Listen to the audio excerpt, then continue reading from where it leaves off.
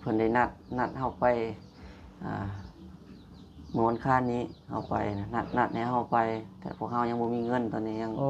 ยังขาดเรื่องเงินเดี๋ยวนี้บ่ฮู้สิได้ไปหรือบ่โดยในเบื้องต้นบ่เพิ่นฮู้ว่าสิได้ไปหรือบ่โดยเพิ่นนัดมื้อวันคานแม่สิฮอดนี่บ่แม่ให้นัดขึ้นไปอีกเทื่อนึงแม่นมันบ่เพียงพอก็สิบ่ได้ไปอีกโดยคันเงินบ่ฮอดแสนบาทบ่ได้ไป ไปคือเก่านะต้องระดับมีสักประมาณ150,000จังสิได้ไปได้เนาะ ทางไปทางมากินอยู่ โดยอ้ายเอาอันช่อยเฮาก็ช่อยยังบ่ได้หลายนะ โอ้ยจะ เล็กน้อยพอได้โดยช่อยซื้อนมให้น้องเพิ่นก็ได้มีแต่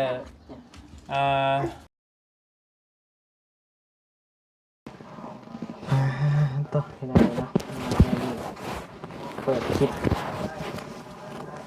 แปลกหูแปลกตาในนั้นนึงพี่น้องเอ้ยเนาะอยู่ในเฮือนในซ่านของน้องผู้เพิ่นผิด สบายดีเด้อพี่น้องครับ สวัสดีเด้อพี่น้องเปิดคลิปเปิดภาพมาอยู่ในเฮือนน้องที่เพิ่นตาตุพี่น้องเอ้ยตาโปออกมาแหละพี่น้องเอ้ยเนาะมื้อนี้ก็ถือโอกาสดีบ่นี้เดินทางกลับมากับบ่าวยาวบ่ลีพี่น้องเอ้ยเดินทางกลับมานำกัน3หนุ่มพี่น้องเอ้ยมาเยี่ยมมายามเบิ่งทั้งน้องเพิ่นนะพี่น้องเนาะว่าก็เป็นไต้ต้นนั่นแหละพี่น้องเอ้ยเนาะทางน้องเพิ่นก็โอ้ยเนาะเด็กน้อยบ่ฮู้อีโนอีเน่พี่น้องเอ้ยแต่เป็นพยาธิบ่นะพยาธิเลยเนาะป่วยซะพี่น้องเอ้ยเนาะตามันดูนออกมาตามมันนี่เข้าไปเบิ่งเมื่อกี้นี่พี่น้องเอ้ยก็เดินทางมาเยี่ยมมายามเพิ่นถือว่าได้เข้าไปรักษาฮอดขอนแก่นว่าซั่นพี่น้องเอ้ยฝั่งไทยเนาะแต่ก็ได้กลับมาคืนพี่น้องเอ้ยว่ามันค่ารักษามันก็อยากสูงแน่พี่น้องเอ้ยเนาะค่ามัดจำมันก็อยากสูงคือว่าได้ยินว่าค่ามัดจำ100,000 บาทว่าซั่นจังสิรักษาได้พี่น้องเอ้ยก็เลยว่าบ่มีเงินมีคำก็กลับมาใหม่นะพี่น้องกลับมาตั้งโต๊ะตั้งหลักอยู่บ้านก่อนเนาะว่าสิเฮ็ดจังใดเป็นจังใดจังว่ากันอีกเทื่อนึงเพิ่นว่าเนาะต้องไปรอพังรออ่านพังไปถามเพิ่นอีกเทื่อนึงนะพี่น้องเนาะว่าเป็นจังใดเรื่องไปมาเป็นจังใดพี่น้องเอ้ยต้องทางน้องเพิ่นก็เข้ามาบัดนี้ก็จักสิเว้าหยังพี่น้องเอ้ยนั่งข้างๆลูกพี่แล้วคือว่าเป็นได้พี่น้องเอ้ย เป็นไง เว้าบ่อยากเป็น เอา เออ มาเบิ่งสถานการณ์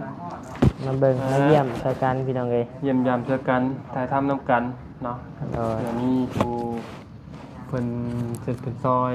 เนาะเดินทางพี่น้องเลยกระบะน้องเพิ่นจ้ะถือว่าได้บุญสุดเลยพี่น้องอันนี้นำคนเจ็บคนป่วยเนาะ โดย ถือว่าสุดแหละจ้ะแล้วก็ถามจากปากเพิ่นอีกจักทีเนาะ อีกทีหนึงเนาะ แม่ จักเป็นจังได๋เฮาก็บ่ฮู้เพราะว่าเขามาเทื่อแรกพี่น้องเอ้ย แม่น บัดนี้ว่ามาก็ตามในเรื่องคลิปบอลี่พี่น้องเอ้ยก็ยังบ่เคยถามตัวจริงเพิ่นจักเทื่อเป็นจังไดต้องไปรอเบิ่งรอชมไปนำกันอีกเทื่อหนึงแล้วพี่น้องเนาะ โดย เอาก่อนอื่นนั่นบัดนี้ก็ขอกราบทักทายสบายดีพ่อแม่พี่น้องเบ่ทุกผู้ทุกคนเด้อนะที่เข้ามารับชมคลิปบานิวแล้วก็คอมเมนต์ให้กำลังใจเนาะบัดนี้ก็ขอบอกกับใจหลายๆเนาะเดี๋ยวรอเบิ่งรอชมนำกันอีกเทื่อหนึงนะพี่น้องว่าสิเป็นจังได แล้วอีกไปเลยเนาะ โดยรอทางบาลีเพิ่นแจ้งข่าวดีก่อนพี่น้องเอ้ยจากสิเป็นข่าวดีหยังต้องรอเบิ่งรอชมน้ำคลิปบาลีนะพี่น้องเนาะ โดย ได้ป่ะพี่น้องเอ้ยเนาะ ไปอยู่ดีมีแฮง เข้าไปเยี่ยมไปยามน้องเพิ่นก่อนพี่น้องเอ้ยเนาะโตพี่น้องเอ้ยสบายดีเด้ออ้ายเด้อสบายดีเด้อแม่เด้อโตพี่น้องเอ้ยเนาะตาน้องเพิ่น เอาคือเอาเคียงดอกว่าสั่นเนาะเอาของมงคลเตยมาในลายให้อยู่ดีมีแฮงโชคมาให้ร่ำให้รวยเด้อป่ะ กำลังเป็นตะแพงพี่น้องเอ๋ยเนาะแต่มีพญาติโอ้ยเห็นเลยก็ได้พี่น้องเอ๋ยเน็ตเจ็บคอจังเลยบันนี้ก็มาครั้งแรกพี่น้องเอ๋ยเนาะเต้นบ่นะ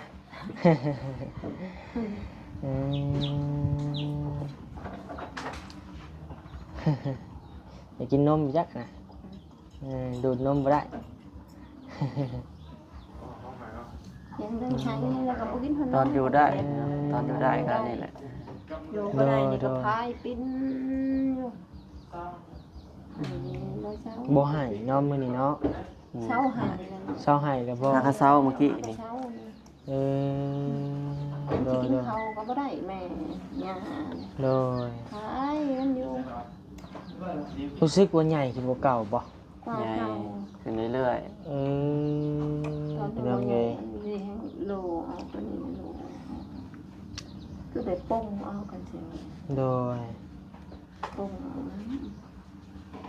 อา น้องเพิ่นชื่อหยังก็ให้ ๆซื้อ ST ST โดย น้อง ST พี่น้องเอ้ย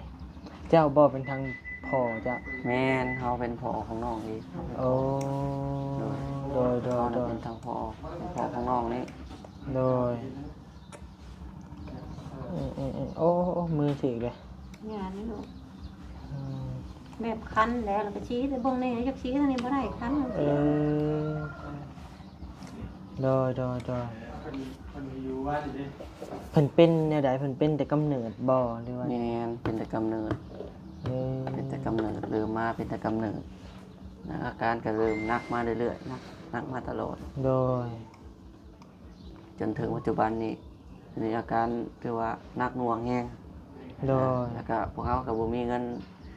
ที่จะไปรักษาน้องตอนนี้ โอ้ บ่มีเงิน คือ หมด คือ เงิ ว่าน ได้ยินข่าวว่าเดินทางขึ้นฝั่งไทยบ่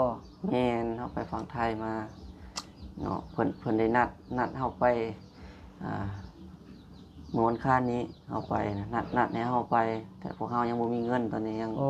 ยังขาดเรื่องเงินเดี๋ยวนี้บ่ฮู้สิได้ไปหรือบ่ โดย ในเบื้องต้น เพิ่ บ่ น ฮู้ว่าสิได้ไปหรือบ่ โดยเพิ่นนัดมื้อวันคาน แม่น สิฮอดนี่บ่ แม่น ให้นัดขึ้นไปอีกเทื่อนึง แม่น โดย แต่พวกเฮาบ่ฮู้สิได้ไปหรือบ่เพราะว่าเงินพวกเฮาก็บ่มีตอนนี้ยังบ่ทันมีเงินเพิ่นนัดให้ไปอัน ลูก เรื่องน้องคนนี้หนึ่งตาเพิ่นเป็นปัวนี่แหละ โดย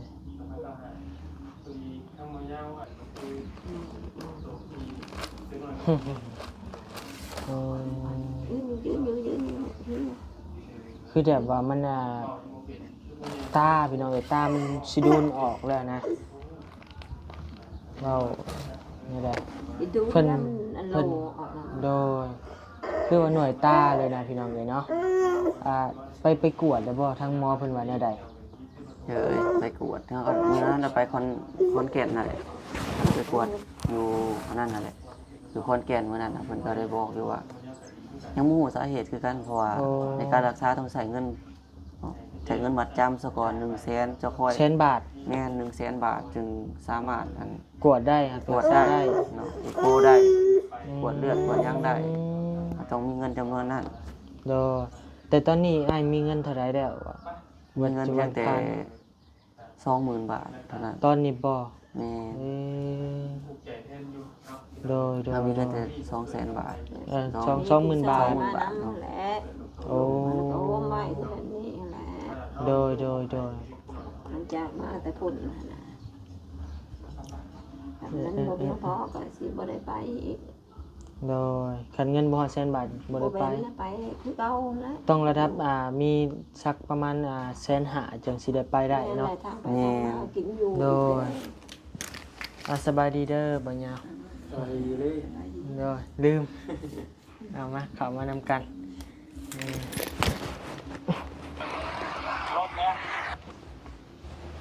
เอาคือสูงแท้ สบายดีได้เด้อ สบายดี สบายดี เอ ส อบ ายดีเนาะสบายดีทางเมย์เนาะก็สไตล์เดียวกันเนาะคล้ายๆสิ้นเพิ่นสิหุ่มลูกตาไว้ แม่ บ่แล้วมันสิปกปิดไว้มันได้บ่ แม่นมันโป่งแล้วมันอาจจะปกปิด ค เลย ล้ายๆมีเนื้อเยื่อข้างในมันหลั่นออกมา โดย อันเดียวกับของอันเดียวกับน้องนาเลยน้องนาบ้านนาเพจเจ้าเคยเห็นอยู่บ่ เห็นอยู่น้องอันลูกสาวหั่นว่าแม่พวกนี้คนบักใหญ่แล้วคนใหญ่เลยเนาะ โดย มีลูกมีเต้ามีผัวแล้ว แม่นเห็นอยู่เคสนั้นน่ะ ก็แล้วออกบ่ลูกที่ถามมาสินะ อ๋อ เอาออก แต่ว่าเพิ่นกับผู้ใหญ่เนาะเป็นจะเป็นผู้ใหญ่กลัวผู้ใหญ่กลัวก็ ก็ คือ ยังว่าสิอดได้อดนั่นได้ เพิ่นก็บ่เป็นไปซั่นเนาะเจ็บหม่องใดก็บอกนะคือว่าเนาะ บอกได้ บอกอะไรเบ้าได้พี่น้องไว้เนาะเอาขออนุญาตทาง อันนี้เนี่ยเป็นลูกเลย ลูกเขา ลูกเจ้าเองเนาะ โดย เออ ลูกเฮาเอง ลูกทางอันไหนเป็นทางลูกอันได้เจ้าเนาะทางเจ้าอีกเนาะ โดย เจ้าไหมแล้วก็เมย์เป็นไง แม่เพิ่นมาอยู่ไทย เอ้าเมย์จะไปอยู่ไทย ไปหาเงิน ไปหาเงินก่อน โดย แม่ก็ไปนี่แหละให้ลูกใหญ่แต่พอท่านได้พ่อจะช่องมาให้ลูกชื่อนมชื่อนั่นแหละแบบจนบ่มีแม่ อันนี้ในเพื่อนไทยเพื่อนเจ้าเองวะ บ่แม่นเพิ่นพวกเฮาเฮาก็อยู่น้ำปู่อยู่น้ำปู่เป็นปู่คือเป็นนั่นน้ำบ่าวของพ่อเฮาเป็นน้องของแม่ของพ่อเฮา โดย มีแต่เพื่อนนี่ก็บ่แม่นเพื่อนพวกเฮาดอกเพื่อนเพิ่นพวกเฮาก็บ่ได้มีหยังเพิ่นเฮาก็บ่ได้มี แม่ก็เป็นไทยมาอยู่ในนี้ เจ้าเมย์เจ้าบ่ แม่นแม่เฮาเองแม่เฮา ก็บ่มีว่าตาลูกเห็นนะเพื่อนก็เพื่อนปู่เพื่อนย่ายังบ่ทันได้ทันมีนะ อย่าหรอกตัวนั้นเนาะเจ้าจงใส่ น้องเพิ่น ทางเล็กน้อยพี่ดีกว่าพี่น้องกันเนาะตัวนั้นอย่าหรอกเริ่มแรกเพิ่นปิดนี่อย่างนะ เริ่มแรกบ่มันเป็นตาขาว ตาขาวไปได้แล้วว่า ตาขาวแบบอัน คือสอนคือยังหมอกมา ตาขาวๆนะในหน่วย เนื้อ ตาง อก ดำ บ่ คล้ายๆมันเป็นแบบ เนาะ เป็นเนื้อเยื่อออกมาขาวๆออกมาบ่ ในหน่วยตานะเป็นในแก่ตาแบบอันคือเฮาอันเป็นเนื้อที่ว่าปกปิดตานี่นะ โดยคือเนื้องอก แม่นคือเนื้องอกนั่นแหละปกปิดตาเป็น เออ ขาวจ้าเลยในหน่วยตานะ เล็ก แม่น ๆนี่เกิดมาใหม่ๆเป็นอยู่บ่ ที่แรกนะตอนเกิดใหม่ยังประมาณ2 เดือน 3 เดือนเลยจนค่อยเห็นมันเริ่มเป็นเส้นขาวๆในแกนตาเนี่ยผ่านตาไป อยู่ข้างนอกบ่ได้กินนะ อยู่ข้างใน ข้างใน ในตาเลย เนาะ เนาะไม่ได้อยู่ในตาแบบเราเห็นเส้นเลือดในตาเขาเนี่ยแต่มันเป็นเส้นผ่านขาวๆนะทีเดียว ในเฮ็ดในไหนมา บุคือว่ามันจีใหญ่ ก็ กว่านี้เนาะ เป่าน้ำ มันก็ นี่แหละ เอาเพิ่นก็อยู่ไปนะ อยู่ไปบ่โดนเพิ่นก็มันขึ้นมันนี่คือมาเห็นอันขาวๆในตาแหละเห็นขาวขึ้นอ้าวตาคือว่าขาวขึ้นจังนะ ตอนมันน้อยดีเจ้าก็ได้ไปหาหมอบ่ ไปลูกไป บ่ฮู้สาเหตุ ตั้งแต่ดูเห็นเพิ่น เพิ่นสองคนบ่ฮู้ แม่น หมอได้ เพิ่น เล่าให้ ถาม บ่ เฮาอีกว่ามีแนวถือ บ่ฮู้สาเหตุ เพราะว่าแล้วก็ตอนนั้นเพิ่นยังน้อย แล้วก็บ่สามารถที่ว่าจะเอโกหรือว่าส่องได้เนาะ โดย ส่องเพราะว่ามันส่องหาบ่เห็นเพิ่นยังน้อยนี่ โดย บ่สามารถที่ว่า ตอน ม นี้ องหาสาเหตุได้ จะปีแล้วเพิ่น ตอนนี้ว่า 5เดือน ตอนนี้ปีปลาย ปี5เดือนพี่ จึ น้ ง อง บ่เป็นหนย่างบ่เป็นห ราน ย ไป เรียกันกับ ลูกเจ้าบ่ ครับกะคอแบบนี้บ่ถือไผกับบ่ฮู้นะพี่น้อง โด โด ย ยแม่น ของแบบนี้ก็เบาได้แต่ว่าบ่ถือเปลพี่น้อง โดย แต่ว่าเรานี่ไปเบิดความสามารถแล้วพี่น้องหมอได้ ไป เล่า เพิ่นแล้วความ คื สา อ มารถ บ่ได้ป้า เงินพอ บ่ได้ปล่อยว่าให้มันใหญ่เนาะ ไป เบิด ไป ว่า เรื่ มั อน ย ใหญ่อันนี้มันสิขึ้นใน มานี่ 3-4มื้อ ๆอ่า ตกมาเนาะประมาณไปอ่าเปิดในลาวเขานี่เนาะเป่าหรือว่า เฮ็ดทุกวิธีทาง ทุกวิธีทางในลาวเขาเปิดเนาะ แม่นเฮ็ดแล้ว แล้วมันมาเริ่มใหญ่ตอนไหนบัดนี้ ตอนนี้ประมาณเดี๋ยวนี้ก็จะประมาณได้2 ทิศแล้ว มันเริ่มใหญ่เดี๋ยวนี้บ่ใหญ่บึบๆขึ้นแล้ว ต บ่ อนนั้นบ่ได้ใหญ่ว่าตอนนั้นน่ะ บ่ บ่มีแต่ขาวซื่อๆแล้วก็เป็นตาที่ว่าเป็นตาดำ โดย เป็นตาใหญ่เบื้องหนึงตอนนั้นน่ะเป็นอาการที่ว่าธรรมดาแล้วเราก็รักษาอาการไปเป่าแล้วก็ไปหาหมอนำเวลามันหายเนาะมันเจ็บเด้เขาก็ไปกวดน้ำบ่บางทีอาจจะเห็นติดตามอาการน่ะมันก็ยังว่าโอ้บ่เห็นบ่สามารถที่จะเว้าได้นะก็บ่ฮู้สาเหตุมันว่า จ้ะกินนมยังไงนะ นมผงนี่นมผง นมขุ่นหวาน มีเพิ่นไป หวานบ่ แต่เฮิงนะบ่หาเงิน โดยไปเถอะนะเพราะว่าแม่ก็บ่มีนมให้ลูกกินเลยมันจะไปหาเงินให้ลูกเฮาก็บ่มีมันจะไปหาเงินส่งให้ลูกเฮาก็เฉพาะนะไป แต่อันนั้นอันนี้ถูกเด้เนาะ โดยยันมือเพิ่นเองแหละบาย บ่ฮู้จักเด้เพิ่นฮู้จักเองเด้บ่ถือ บ่ถูกเนาะ แม่นเพิ่นฮู้ โอ้แพงบักละ โอ้ย โอ้ บ่เอาเจ็บนะ โดย แต่ผู้ใหญ่เขาเองเป็นยัง ฮอดยามหนาวซ้ำบัดนี้นะ แน่ แม่นแหละ ยามหนาวยังสิเจ็บตื่ม เด้ๆๆๆใช้ของเจ้าเนี่ย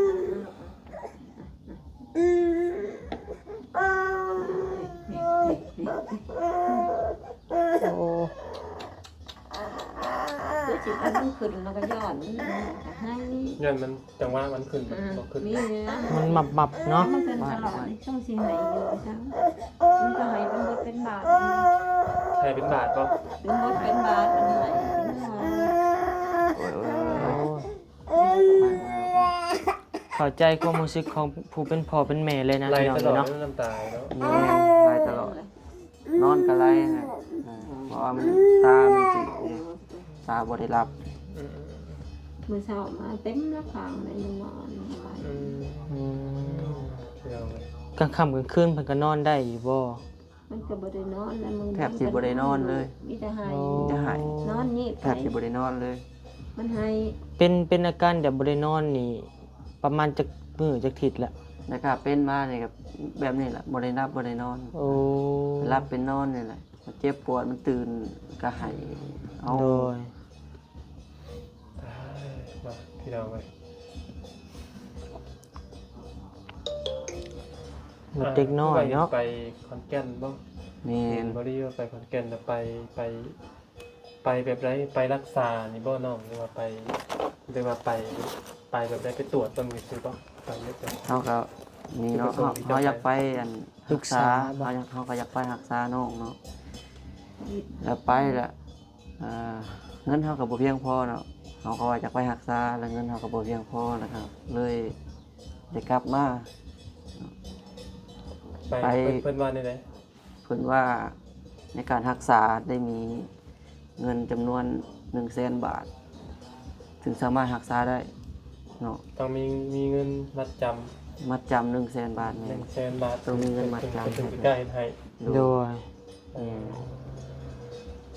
แล้วพวกเขาแหละบ่มีเงินแล้วพวกเขาก็เลยมาไป บัดนี้มารอบ่หรือว่ารอต่อไปอีกบ่หรือว่าจังได๋ ก็สิได้ไปติดตามอาการแล้วถ้าเขาบ่มีเงินบางทีก็ถ้าบ่มีเงินแล้วเขาก็จะบ่ได้ไปเนาะ โดย แต่ว่าหมอนี่นัดนี่ต้องได้ไป ตอนนี้นี่เรามีเงินเป็นเท่าไหร่นะ มีเงินอยู่ 20,000 บาท ตอนนี้มีเงินอยู่ 20,000 บาทเท่านั้น 20,000 บาทเนาะก็บอกขอโทษนํพี่น้องเนาะก็มีเท่ากันยังเหลืออยู่ประมาณ 80,000 เนาะ โดย ประมาณแบบ 80,000 บาท ขาดเงินอยู่อีกแต่ว่า 80,000 บาทถ้าพี่น้องถึงสิ ค่ามัดจำ ถึงสิ รักษาได้ รักษาน้องคนนี้ได้เนาะ โดย เออ ในยังเหลือค่ารถค่าล่างอีกบาทค่าอยู่ค่ากิน อย่ามันตัวน่ะเอา รอตำลังเนาะ เอาตัวค่ารักษาก่อน แม่ พูดถึงนะตัวค่าอยู่ค่ากินค่ารถนะอย่ามันตัวน่ะพี่น้องเลยเนาะเพราะว่าเรื่องอยู่ยังกินเรื่องเฮาอยู่ไปแล้วก็ได้เนาะ โดย กินไปแล้วก็ได้พี่น้อง แม่น เอาตัวนี้ก่อนนะก็มาพูดถึงนะพี่น้องเนาะ แล้วก็ตอนนี้พวกเขาต้องการเร่งด่วน เพราะว่าอาการนี้ป้าโดนบ่ได้เนาะเพิ่นท่านหมอบ่ได้บอกว่าป้าโดนบ่ได้ อืม ถ้าป้าโดนอาจถึงแก่เสียชีวิตเพราะว่ามันบ่ฮู้ว่าเป็นสาเหตุใด เป็ แล้ น ว ราย เพราะ แรงเนาะ แม่นเพิ่นยังบ่ทันได้กวดเลยนะยังบ่ทันได้ซองเบิ่งแล้วเพิ่นเบิ่งอาการคร่าวๆนี่ถือว่าสาหัสเลย ตอนนี้แล้วก็พวกเฮาผู้ที่ว่าอยู่นำกันเป็นพ่อของน้องคือเฮานี่เนาะผู้ที่เบิ่งผู้ที่แย่งอยู่นี่ก็ถือว่าอาการสาหัสน่ะน้องก็มีแต่หายเจ็บปวดอดทนที่สุดละน้องก็ได้ถึงว่าอยู่ได้ซำนี้เนาะ โดย ตอนนี้ว่าไงคือเสียสิว่ายังไงเสียสุดๆนะพี่น้องสายตาคนนี้คือว่าเสียแล้วนี่เนาะ เสียแล้วแม่น บ่ เสีย สามารถมองเห็นในสายตาเนาะ เด้อ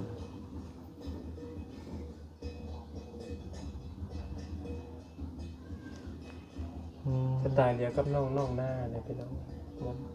โดย บ่ได้ต่างกันได้กับสไตล์ กระโปรงว่าสินะลูก จังว่าเขาเว้าบ่ได้เนาะคือเฮาก็เว้าแบบว่าบ่ได้อันว่าสิแม่นแต่ว่าลักษณะเดียวกันเนาะสมมุติว่า สไตล์เนาะ เป็นสวดเอาซื้อนะเบิ่ง อันเดียวกัน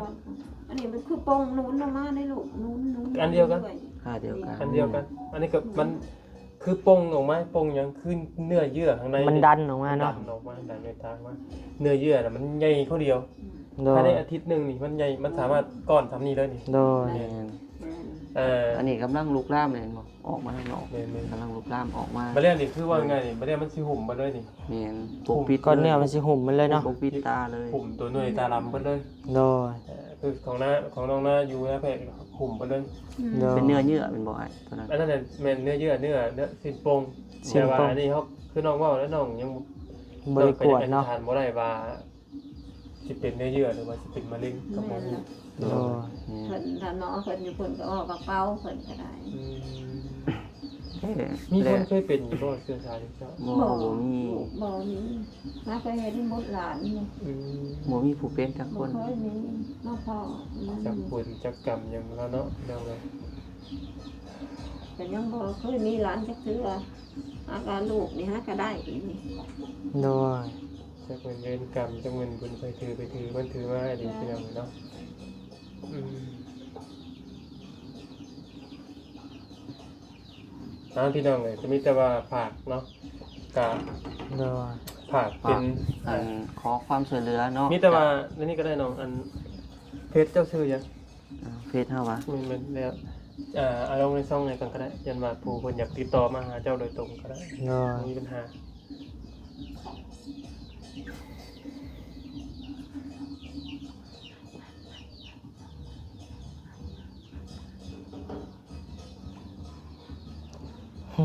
เด่นอยุ่เน้องยังเป็นบาทนะ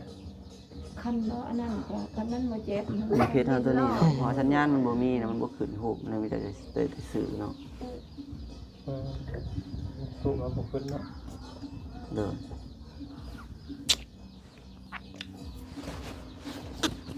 แล้วจอขึ้นได้จังนี้วะ ตัวนี้ก็ได้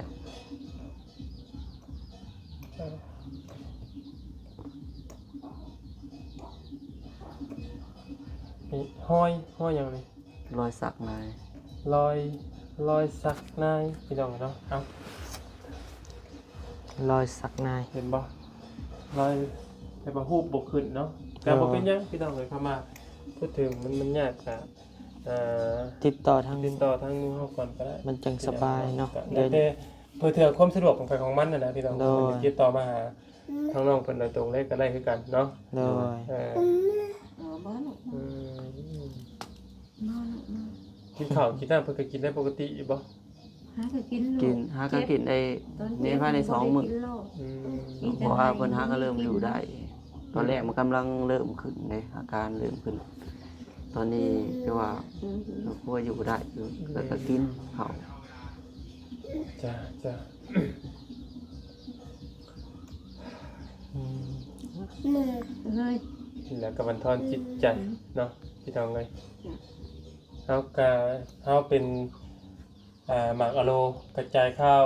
อีกกระบอกเสียงอีกกระบอกหนึงพี่น้องเนาะ โดย เห็นแล้วก็อยากเสร็จจากซอยน้องเพิ่นจะทักทามและอยู่พี่น้องกันเนาะอยู่บ้านห้วยเนาะ นี่ ที่บ้านห้วย เมืองอาจจะพังทองแขวงสวรรณเขต เดี๋ยวพี่น้องเดี๋ยวบ่จากมาเบิ่งน้องเพิ่นเดี๋ยวมาเบิ่งน้องเพิ่นด้วยตนเองก็ยินดีพี่น้องกันเนาะ โดย ถ้าจันบ่ฮอดบ่ถึงก็มาเบิ่งได้พอมันก็เริ่มเน่าเนาะ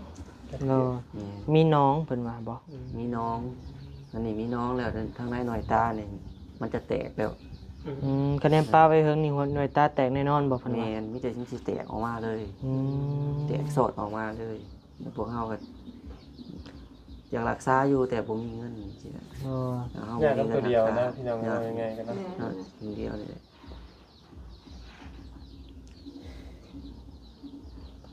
ค่านำตัวเดียวพี่น้องเอ้ย ตัวเดียวนะ 100,000 บาทจะสิมีมาจะสิได้แม่ลูก30คนยังบ่เฮ็ดเงิน10,000 20,000แม่ ลูกจะค้นอยู่จัง ผู้เดียวนี่นะ ตอนนั้นลูกคนเดียวบ่ บ่ลูกเฮาผู้เดียว แต่ลูกแม่มัน4คน ลูกเจ้าหนึ่งเดือนนี้เนาะ แม่น ลูกคนแรกก็เป็นเดือนที่จะมือเนาะ แม่ แล้วว่าเฮ็ดเบี้ยงจากมือนี่นะ เมื่อก่อนเฮาไปเฮ็ดเวียกอยู่เวียงเฮ็ดเวียกเป็นสร้างเจาะเหล็กก็ทั่วไปเจาะเหล็ก ตอนอยู่นี่ตอนนี้เล่นยังไงอยู่ ตอนนี้มาก็บ่ได้เฮ็ดหยังมีแต่ ลูก ไปหน้า ลูกเจ็บก็เลยพัก อืม มาให้ลูกก่อนหาลูกเงินให้ลูกก็ยังนำบ่ทันอยู่ อืม มาสิแล้วก็แห้งบ่มีแล้วบ้านนี้ โดย ซื้อนมได้เงินเดือนประชาบ้านนอกเนาะ2 ล้านล้านไปนี่ซื้อนมให้ลูกเพื่อสิยังแม่ก็ได้ จังได้ก็สู้ๆหั่นแหละเนาะ เป็นกำลังใจให้เอาก็ได้ ชูๆนะว่าจังได๋เนาะ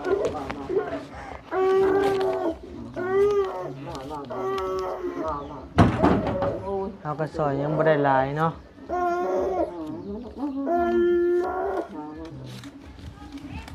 ตนหลานแม่ อ้ายเอาอันซอยเฮาก็ซอยยังบ่ได้หลายนะ โอ้ยจะ เล็กน้อยพอได้ยาโดยซอยซื้อนมให้น้องเพิ่นก็ได้ มีแต่เขาสิได้ออกไปปากก่อนเนาะในรายการทางว่าสู้ๆกันเด้อคำว่ามีผู้ใหญ่เพิ่นเฮ็ดเพิ่นซอยเนาะ เดี๋ยวจังได๋คอยว่ากันเนาะ ทางว่ากันแล้วสิมาหาใหม่เนาะมีแต่ว่าพอดีมีเงินแม่อยู่ต่างประเทศพี่น้องเนาะอยู่รัฐกาพี่น้องเพราะว่าที่แม่เพิ่นฝากเงินไว้นำมันยาวเนาะ400,000พี่น้องบอกว่าถ้าเห็นภัยอยากซอยก็ได้ว่าซั่นเนาะเห็นผู้ใดตาดุโตนคิดแต่ก็ได้ก็เลยก็คือที่มีเคสนี่แหละพี่น้องเหมาะสมแล้วเนาะมีแต่มีแต่ให้ท่านระบาเก็บไว้เด้อเนาะได้ โดย ใช้จ่ายเงินในซ่านนั่นแหละเนาะ โดยขอบใจเด้อ แต่ ขอ ว่า บใจทางผู้ใหญ่ใจดีเพิ่นเนาะ แล้วสิบอกเลยโอ้เนาะบ่เป็นหยัง เพิ่นเจ็บเด้อ ทางผมขอบใจทั้งแม่เพิ่นอยู่เมืองนอกเมืองนาพุ่นน่ะเนาะเป็นคนลาวคือกันคือ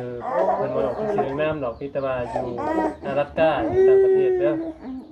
มีแต่ว่าฝากมุกขอบใจขอบคุณที่แม่เพิ่นอยู่ดีมีแฮงแน่เนาะ โดยขอบใจเพิ่นเด้ออยู่ดีมีแฮงเด้อให้เจ้า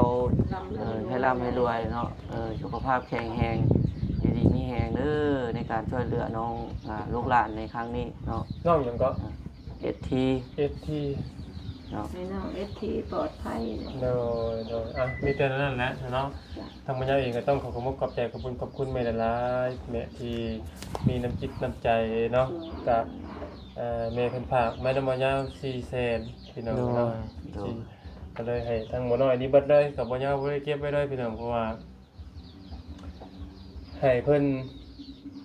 บ่เลยนะพี่น้องก็เพราะว่าเห็นตาลูกโตนนั่นแหละก็เลยเอาเพิ่นบอกว่าจะซอยไปก็ได้ซอยพวกนี้แหละพี่น้องเนาะ ก็คือว่าอันน่ะชุดๆแหละเนาะ สุดแต่ว่าอยู่ดีมีแห้งแม่เด้อเนาะมีแต่นั้นแหละเฮาคิดออกไปก่อนเด้อ จ้ะ โดย มีแต่มื้อใหม่มื้อหลังเพิ่นได้ทำบาได้ก็ สิเข้ามาเยี่ยมใหม่ เนาะ จังได้ก็สู้ๆหั่นละ ซอยไว้เร็วบ่หันเด้อ โดย ซอยไว้เนาะจังได๋พี่น้องก็บุญให้บุญมันพี่น้องเนาะเพิ่นถือมา เดี๋ยวก็ได้สู่ต่อไปแหละแล้วก็ได้ ผู้บ่เป็นและสู้เนาะ แต่กลับไปป้าก็ได้เด้อ โด โด ย ย ไปตรงนี้ไป โดย เด้